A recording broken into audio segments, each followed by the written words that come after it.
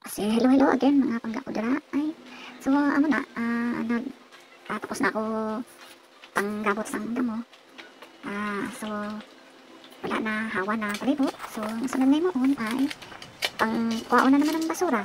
Kay tungod sa kadamo sa mga bato-bato, mga tuyong semento na pinaghaluan na hindi naman kami ang nagawa. Ewan ko kung saan galing yung mga tuyong sementong nabuo-buo na alam ko, sige, mukha siyang pinaghaluan yata ng simento, tapos yun dyan tinambak sa likod ng bahay namin. So walang choice.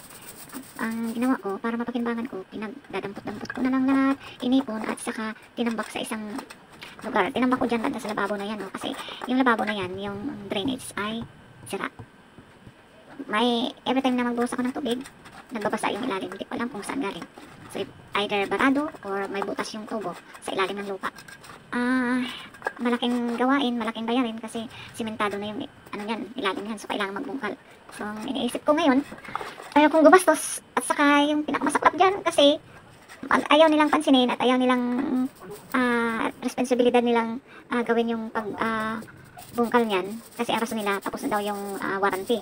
So ang mangyari, obligasyon ng homeowners na gawin yung kung ano man yung mga palpak na ginawa ng contractor. So ang sabi, ewan ko lang, hindi ko pa na-confirm, pag nagbungkal ka at mag-ayos dyan, magbabayad ka pa ng ban, di ba? Rip off. Binili mo ng pagkamalmal yung bahay at lupa na yan, maraming kapalpakan yung mga contractor na pag built ng bahay, tapos sa homeowners ang bagsak ng responsibilidad sa pag-ayos, pag-repair ng mga palpak na ginawa ng contractor. So ngayon, dahil ganyan, walang choice. So, ewan ko, anong gagawin namin dyan? Magtyagaan o dahil magbabayad pa ng ban para sa repair, di ba? Parang ang saklap, saan hustisya niyan? So, yan ang ginawa ko, tinambakan ko na lang ng mga simentong pinagtambak din dyan kung saan galing, ewan ko saan galing yung mga semento na yan na natuyo dahil sa pag-mix nila siguro ng semento. And to think na never pa kami nagpagawa dyan sa bahay na yan ng nagsemento. Doon sa harap, oo, pero doon din sa harap yung mix ng semento, pero ano lang yun, hindi yung nagsemento ako doon kasi nga magbabayad rin ng ban. So, ang ginawa, tinambakan ko lang ng graba at saka nilagyan ng footwalk na step at saka kunting simento para dumikit lang, hindi madulas yung ginawang footwalk. So ngayon yan, yung ilalim ng lababo na yan, nilinisan ko, tinanggal ko yung mga buhangin, mga putik na stuck dyan dahil pag umuulan dyan dumidiretso. So ang ginagawa ko, tataasan ko banda dyan. So naghakot ako ng yun na, yung pinagbabadampot ng mga bato-bato, simentong nabuo-buo, nilagay ko dyan para magmukha namang maayos yung ilalim ng lababo. Tapos ginawan ko ng kanal yung dyan banda para yung tubig hindi umakyat dyan at pumunta sa ilalim ng lababo, magpupunta lang yung tubig sa kanal na ginawa ko. So ayun, medyo remedyo na lang ng konti para hindi alam mo, hindi nakakainis at nakakairita pag may ginagawa ka dyan sa alabas na yung, ayan, mainit nga, hindi mo magalaw kasi pag ginalaw mo, baka ba, ayan, lahat yata ng galaw dyan, magbabayad ng band. Mabuti sana kung yung band ay mga 1,000 pesos lang, 2,000 pesos. Imagine, gawa ka lang ng kapiranggot, yung pinakamababang band, 10,000 pesos. Yung 10,000 pesos, nakapagpa-repair ka na niya ng kung anong sira dyan sa na yan, bahay na yan. Yung mga pintuan, ay nako, pagmumura ka talaga ng wala sa oras kahit hindi ka magmura. Kaya ayun, kahit na-stress ka at na beset ka na sa mga kailangan i-repair sa bahay na yan. Walang magawa kasi, ayan, binili mo yan walang, gusto mo lang, hindi ko alam kung anong gagawin ng mga homeowners dyan. Ako nag-aantay na lang ng kung ano ang action at sasama ako. Napakahirap talaga ay nako, kailan pa kaya magkaroon ng konsensya? Sakim sa pera. Buhay pa sila, siguro sinusunog na yung kaluluwa sa impyerno. Masamang magsabi ng ganun, pero hindi mo mapigilan magsabi ng ganun kasi yung perang inayad mo yan, hindi mo lang basta-basta pinulot dyan dugot pawis ang pinuhunan para maibayan mo dyan sa bahay na yan, tapos ganyan ang makita mo. Kaya ayun lang, puro na lang stress at perwisyo bago mo titirahan.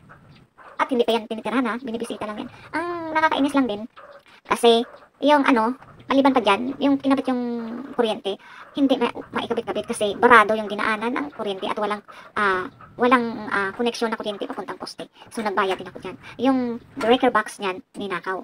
At saka yung mga switch, ninakaw. So binilhan ng bago. Binilhan ng bagong breaker box at saka mga breaker kasi nawala talaga lahat. At saka yung tubig niyan, dyan. Kita mo, walang nakatira dyan. Pero yung binabayaran mo, 300 plus na minimum kahit hindi mo ginagamit.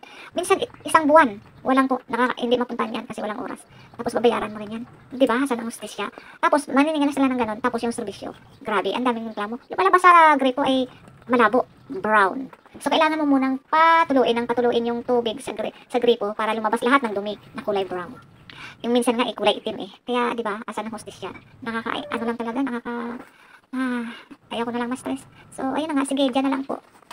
Dinadala-dala ko na lang sa tawa at saka sa paglinis, sa paggawa at ini-enjoy ko na lang yung sarili kong ayusin yung paligid. Ayan o, mga nagbibit-bit kong mga hollow blocks na yan na hindi ko alam kung saan galing ang hollow blocks kasi hindi naman kami bumili ng hollow blocks. Kasi hindi nga pa napagawa yan. Yung ginawa lang dyan, pintura at naglagay ng linya ng kuryente. Kasi wala nga, hindi nga magamit ang kuryente kasi walang linya. Yung linya ay barado ng mga putik at saka bato-bato. Kaya sinunsog ng elektrisyan yung linya ng linya ng tubo kasi napasukan na ng mga simento eh. Ewan ko. Parang sinadya, ewan ko ba, nakaka-buisit yung gumawa niyan kung sinadya nila. Hindi nila inisip na hindi ang contractor ang mag-perwisyo, kundi ang homeowners. Dapat inisip ng ng mga gumawa yan ng construction worker. Kasi yung siguro ginawa ng mga construction worker yan dahil nainis sila siguro, ewan ko. Pero dapat inisip ng mga construction worker na hindi ang boss nila ang mag-perwisyo, kundi ang may-ari ng bahay. Shout out yan sa mga construction worker na gumawa ng bahay na to.